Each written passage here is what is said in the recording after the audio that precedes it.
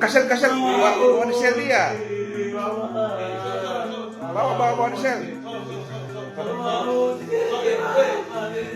Murka ibu di Gorontalo antar anak ke kantor polisi, diduga keras kepala selalu melawan orang tua.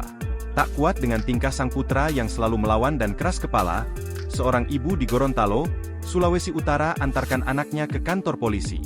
Setelah tiba di kantor polisi, pemuda yang kerap bertingkah semena-mena dengan ibunya tersebut menangis histeris hingga memohon untuk pulang.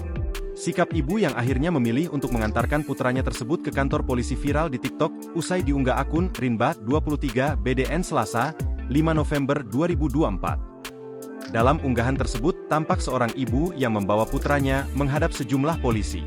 Ibu tersebut bermaksud memberi efek jera kepada sang putra dengan melaporkannya ke kantor polisi lantaran selalu melawan dan keras kepala.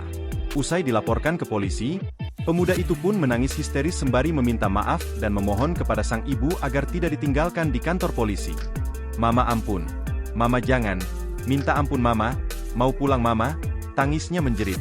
Namun para polisi menghimbau pada sang ibu agar putranya tersebut biar ditinggalkan di kantor polisi agar diberi pelajaran. Dan benar saja setelah ditinggal sang ibu untuk diberikan pelajaran, pemuda tersebut tampak tak berkutik dan beberapa kali memohon untuk dipulangkan. Sambil menangis, ia meminta pada para polisi untuk menelpon sang ibu agar bisa segera dijemput. Namun sang ibu yang sudah terlanjur kesal, masih enggan menjemput putranya. Pemuda itu pun tampak semakin ketakutan lantaran khawatir dijebloskan sang ibu ke penjara.